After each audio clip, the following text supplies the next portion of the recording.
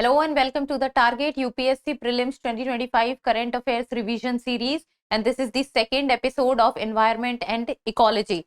So let's begin. So the first topic that we will be discussing is the Brazilian velvet ant, and the news was about Brazilian velvet ant, a rare ultra black wasp. It means that the wasp is ultra black. It means around 99.9% of the body of the wasp is so black and so dark that it absorbs almost all visible light, and when it absorbs almost all visible light, then it becomes invisible in nature. So a study was done in the Beilstein Journal of Nanotechnology, and it revealed that the Brazilian velvet ant has ultra black body parts. Ultra black body parts means too much black in nature. Now look at this image. So you see the black part, and it is patches. It has white patches also in between, and it talks about that these parts absorbs around 99.9% of the visible light, making them nearly invisible in nature. And the discovery highlights unique biological nanostructures with potential applications in the technology. And about the Brazilian velvet ant, so the Brazilian velvet ant talks about that the velvet ants are not ants, they are a species of the wasp. So they are not ants, they are a species of the wasp of the family Multilidae. And the Multilidae family talks about, and the Brazilian velvet ants, it belongs to the Hemiotrapha order, which also includes bees and other wasp into it. And when it talks about bees and other wasp into it, so the Multilidae family also include bees and wasp apart from the ants. Then some species such as the Tromatomutila bifurca, it means Brazilian velvet ant. It displays distinct black and white markings, as I just showed you in this picture, that it has black and in between it has white markings also. So it talks about black and white markings, making them visually striking in tropical savanna and dry shrub deserts. So basically they are found in tropical areas also and dry areas also. Then coming on to the next things, and that is it serves as a pollinator and contributes to maintaining ecological balance, because it can carry pollens from one place to another place. And then the ultra black property highlights convergent evolution, which unrelated species develop similar trait. Convergent evolution means that the whole population of ants, so when we say that the population of ants, they remain in a colony, so they try to develop and they like to develop themselves as someone living in a colony. It means that they live together in a convergent manner. Then a note about it is that ants, though they are very small in size, they have colonized nearly every landmass on earth. Colonized nearly every landmass on earth means that ants are almost found on every continent and in every country, and if their total biomass is expected to surpass the biomass of birds and mammals. It means that the quantity, the amount of ants present in the environment, the numbers are very high. Now ants are eusocial insects. Now what are eusocial insects? Eusocial insects means that they like to live in a colony and the duties are very specific in nature. It means that the division of labor is there. It means that one section knows what duties they have to perform while the other section is aware about their own duties. So they are eusocial insects with highly organized colonies that demonstrate significant cooperation and division of labor. Like one section of ants know that they have to go and get the food, the other section know that they have to build the house. So the duties are very, very specific in nature. Then ants operate without central control, and the complex task can be managed through simple interactions with each other, and they believe in teamwork and they believe in doing things together. So the task can be performed in a very simple manner. Coming on to the next topic, and that is the World Air Quality Report 2024, and it talks about that Delhi is world's most polluted capital again. Again means before also Delhi has been given the rank of world's most polluted capital. So the World Air Quality Report 2024 has been released by the Swiss company IQ Air. So Swiss company IQ Air, and it has ranked India at the 5th most polluted country globally. It means around the globe, India is the 5th most polluted country. Then if we talk about the key findings, then it talks about that India is the 5th most polluted country in the year 2024 and has improved slightly from 3rd place in the year 2023. So from 3rd place to 5th place, it means an improvement of 2 ranks. And if we talk about Delhi, which is the national capital, then Delhi remains the most polluted capital globally with a particulate matter that is PM 2.5. Now PM is PM10 and PM 2.5, and PM 2.5 is more dangerous than the particulate matter 10, because PM 2.5 talks about very small particulate matters that can enter into the lungs and can reach till the alveoli of the lungs of a person. So they are more dangerous in nature. And the concentration of 91.6 micrograms per cubic meter. Then India saw a 7% decrease in PM 2.5 levels. So 7% decrease in PM 2.5 levels, averaging 50.6 in 2024, down from 54.4 in 2023. So since the time of 2023, 2024 has seen a improvement. Then major contributors include vehicle emission, industrial pollution, and the burning of biomass. Then there is stubble burning also. Construction activities also add on to the pollution. Then the movement of dust, and the movement of dust from one place to another place is also a contributor with regards to the increasing the pollution levels of the national capital. Then the most polluted countries by national annual average of PM 2.5 levels are, the most polluted countries are Chad number 1, Bangladesh number 2, Pakistan number 3, Congo number 4, and at number 5 is India. Now if we talk about air pollution, so what basically is air pollution? So it is contamination of air by chemical, physical or biological agents that alter its natural composition. So whatever is the natural composition of it, chemical, physical or biological agents from outside enter it and disturbs the natural composition and make it more polluting. It means that it disturbs the natural composition in a negative sense and in a negative manner, which is harmful for the person or the human. Major sources include combustion vehicles, industries and fires. And if we talk about the major pollutants, then the major pollutants are PM, that stands for the particulate matter, that is PM 2.5 and PM 10. Then comes CO, that is the carbon monoxide, that is O3 is ozone, NO2 is nitrogen oxide, nitrogen dioxide, and SO2 is sulfur dioxide. So these are the major polluters, and they cause respiratory diseases and high mortality rate. Then WHO reports that around 99% of the global population breathes polluted air. It means that almost everyone on this earth is breathing hazardous and harmful air, with low and middle income countries being the most affected by it. And when we say the low and the middle, or the low and the middle income countries, then we are basically talking about the Asian countries and the African countries. Now coming on to the third topic, and that is the International Big Cat Alliance. So International Big Cat Alliance comes into force as a global legal entity, and the International Big Cat Alliance has been, the idea has been launched by the Prime Minister of India.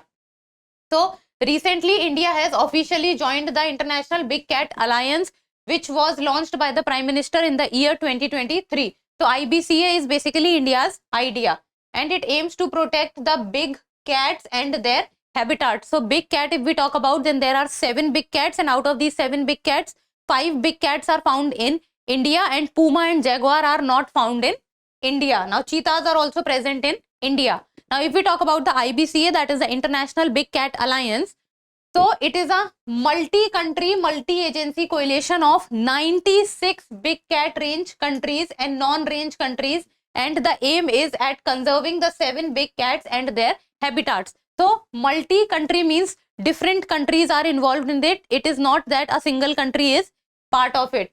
Multi-agency, it means apart from the countries, there are other outside agencies also which are in part of it. And the aim is to conserve the 7 big cats and their habitats. It means tiger, snow leopard, tiger, then there is jaguar, then there is puma, then there is cheetahs.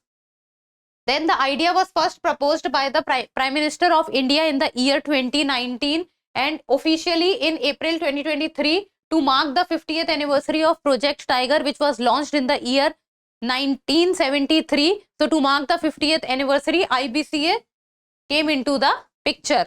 And what is the main focus of the initiative? So the main focus of the initiative is basically on the conservation of 7 big cat species, that is tigers, lions, leopards, snow leopard, cheetah, jaguar and puma. Puma and jaguar is not found in India, it is found in the African continent, while cheetah is now present in India, and it got extinct in India during the time of 1952, but in Asia they were present in the country Iran. But now from African countries, specifically Namibia and the South Africa, now reintroduction of cheetah program. Now the cheetahs are present in the Kuno National Park in Madhya Pradesh, and now recently a few of the cheetahs have also been shifted to the Gandhi Sagar Wildlife Sanctuary in Madhya Pradesh. 5 of these, that is tiger, lion, leopard, snow leopard and cheetahs are found in India, and puma and jaguar are not found in India. Currently 4 countries have also become its member, and that is India, Nicaragua, Eswatini and Somalia. Now talking about the big cats, that is the 7 big cat. So they are basically, it refer to the large wild cat species. Large wild cat species, and they belong to the genus, and the name of the genus is the Panthera, Panthera. So the large big cat species belong to the Panthera genus, though some of species are also included. While if we talk about the small and the medium cats, including the domestic cats, then they are classified under the genus that is Felis. So the large big cat species, they are under genus that is Panthera, while the small and the medium cats are under the genus that is Felis.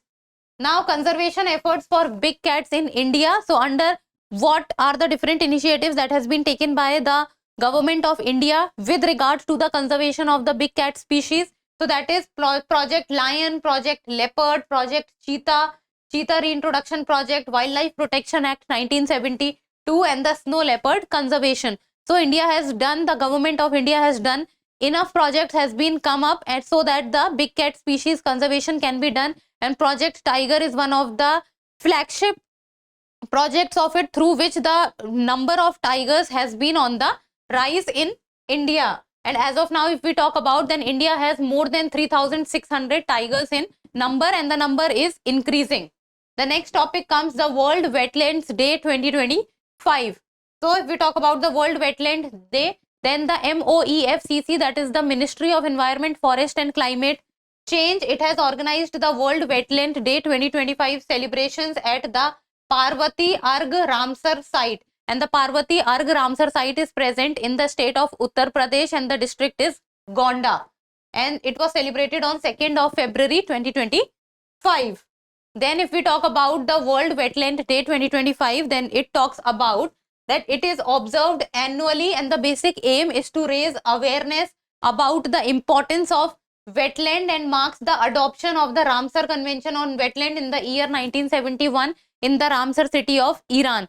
And when we talk about wetland, so basically in very easy terms, if I talk about, then wetland is an area where water is present not up to or not more than or less than around 6 meters, and basically the land is wet in nature, and it supports the other ecosystem also. So there is plants, there is water, plants and water is also present at the same time, and that is what is called the wetland, and the length must not be less than 6 meters.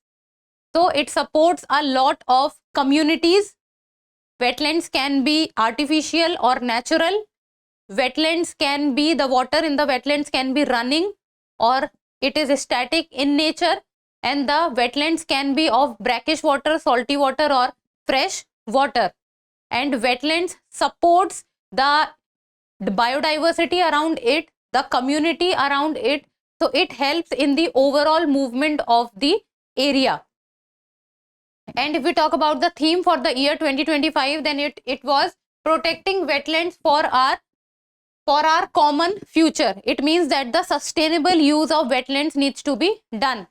Then if we talk about the new entrants in the list of Ramsar sites, so in India as of now 89 Ramsar sites are there. So the recently added Ramsar site is that Jharkhand has got its first Ramsar site, and that is the Udhwa Lake.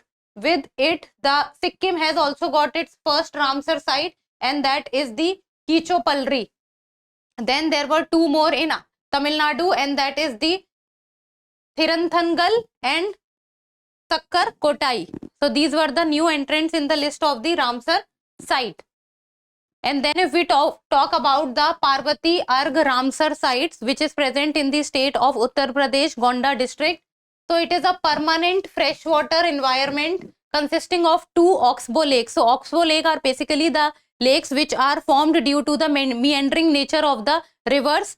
So they are the oxbow lakes, and the oxbow lake name is the Parvati, and the second one is the Arg, which are rain fed and located in the Terai region, and the Terai region is of the river Ganga. Then it is a refuge for critically endangered white rummed vulture, Indian vulture, and endangered Egyptian vulture. So it is supporting the critically endangered vultures and also the endangered vulture. Then it faces threats from invasive species and basically from the water hyacinth. So water hyacinth is the invasive species there. Then the region is home to cultural landmarks such as the birthplace of Maharshi Patanjali and Goswami Tulsidas, boosting religious and cultural tourism also. So apart from the Ramsar site, the cultural tourism is also prevalent there. Next topic is the National Green Financing Institutions. So National Green Financing Institution, so the government is working to set up the National Green Financing Institution to aggregate green finance from different sources and lower the cost of capital to support its net zero target by the 2070. And when we talk about the net zero target, so India's net zero target is to achieve by the year 2070, and it is basically that to become a country whose handprint and the footprint of carbon becomes same. It means that the whatever is the output of carbon, the consumption of carbon must also be same. Niti Aayog is evaluating models like NABARD, IREDA, Green in INVITS and Global Green Banks for the National Green Financing Institutions. Then what is the need for green finance in India? Why do we need green finance? So the climate change could lead to an estimated 100% loss in total economic value and up to 18% of total GDP wiped out by the year 2070. And for that we need to get finances. And at COP26 UNFCCC, India pledged to achieve the net zero emission target by the year 2070 under the Panchamrit strategy that require over USD 10 trillion in investment. And how do that 10 trillion in investment be raised? So India needs USD 1.4 trillion in aggregate investments or USD 28 billion annually to reach its 2070 net zero goal. So how will India get this high amount? So current green energy financing initiatives in India include, so first and foremost is the National Clean Energy and Environment Fund, which funds clean energy ventures and research through the Clean Environment cess on coal. So when we talk about cess, so cess is basically a tax which is levied for a very short period of time, and it's specifically for a very specific purpose, like for example environment or health.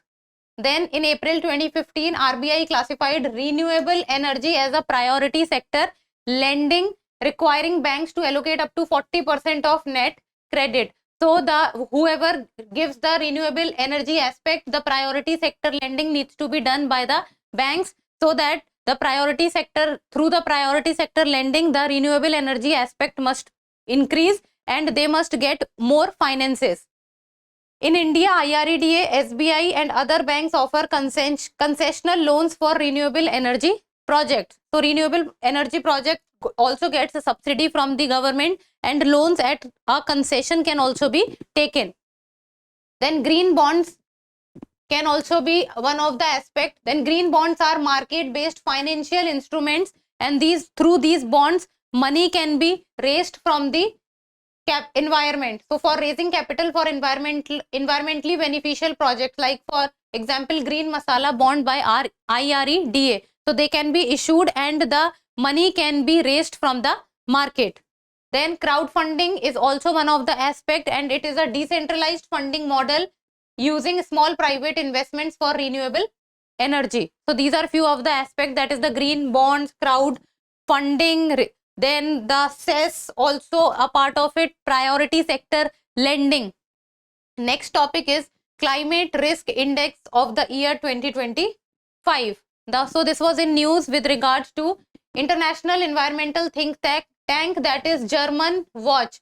So German Watch has released the climate risk index for the year 2025. So remember the name who is releasing it, so that is German Watch, and it ranks countries based on their vulnerability to extreme weather events, assessing human and economic losses caused by climate induced disasters. And as of now, the climate change is causing a lot of harm, and especially with regard to the finances for the country. Released annually since the year 2006, covering data from the past 30 years. So CRI assesses the impacts of extreme weather events on countries across 6 key indicators, and these 6 key indicators are economic loss, fatalities, affected people, both in absolute and relative terms. So relative and absolute terms, both the loss needs to be seen. Then the next topic is that India hosts 46th ATCM and 26th meeting of CEP in the year 2024. So India, through the Ministry of Earth Science and the National Center for Polar and Ocean Research, is set to host the 46th ATCM, stands for Antarctic Treaty Consultative Meeting. Antarctic Treaty Consultative Meeting, and 26th meeting of the Committee for Environmental Protection, that is CEP, Committee for Environmental Protection, in Kochi, Kerala, from 20th to 30th May 2024. So held in the state of Kerala, and the city is Kochi. Remember the edition, ATCM is 46th, CEP is 26th. So this reflects India's commitment to global dialogue on environmental stewardship and scientific collaboration in Antarctica. Because of the climate change, even the ice of the Antarctica, or the snow, or the glaciers of the Antarctica are also melting at a faster pace. So with regard to maintaining the Antarctica and also the Arctic or the polar regions, it is important that the climate change speed must come down. So the rise at which the temperature is increasing, it must come down. Then if we talk about the ATCM, so that is Antarctic Treaty Consultative Meeting. So if this is the globe, then this is Antarctic and this is Arctic. What is ATCM? It is an annual meeting. Annual means once in a year. Annual meeting of the original 12 parties to the Antarctic Treaty. So Antarctic Treaty has 12 parties and other parties that have shown interest in Antarctic through research. And Antarctic Treaty was signed in the year 1959 and established Antarctica as a region dedicated to peaceful purpose, scientific cooperation and environmental protection. It means that research and development work can be done so that for future more conservation aspects can be come up. Then over the years, the treaty has garnered widespread support with 56 countries currently part of it. So in the starting there were 12 and now as of now there are 56 countries part of it. And India has been a consultative party to the Antarctic Treaty since the year 1983. In the year 2022, India enacted the Antarctic Act, reaffirming its commitment to the Antarctic Treaty. So year 2022, India enacted the Antarctic Act. Then from 1961 to 1994, the ATCM generally meet once every 2 years. It means it became biennial. But since 1994, the meeting have occurred annually. Then India's engagement in the ATCM. So India as a consultative party participates in the decision-making process alongside the other consultative parties. And if we talk about the research station, this is very important from the exam respect. So establishment is first Antarctic research station was established in the year 1983 and the name is Dakshin Gangotri. Dakshin Gangotri is the name. Then India operates 2 year-round research stations in Antarctica, that is in the year 1989 it was Maitri research station, in the year 2012 it was Bharti research station. So first is Dakshin Gangotri, second is Maitri, third is Bharti. Remember the chronology also. First is Dakshin Gangotri, second is Maitri and third is Bharti. Indian scientific expeditions to Antarctica have been conducted annually since the time of 1981, and 1981 India's expedition started, and in the year 1983 first Antarctic research station in the form of Dakshin Gangotri was established. So these were the topic in today's episode, and in the end a prelims MCQ, and like always you people need to tell me the answer in the comments below. So the question is, consider the following facts about the Central Groundwater Board, and first is the CGWB was established in the year 1970 and is responsible for groundwater management in India. Second, the Central Groundwater Authority formed in 1986 regulates groundwater development under the Environmental Protection Act. Third is the CGWB maintains a steady rate of groundwater extraction across India at 60.4%. Which of the above statements are correct? 1 and 2 only, 2 and 3 only, 1, 2 and 3, or 1 only? As we have discussed this in the video. So give me the answer in the comments below. And that's all for today. Thank you so much for watching. Till we meet next time. Keep reading, keep writing, and keep subscribing to the channel. Thank you.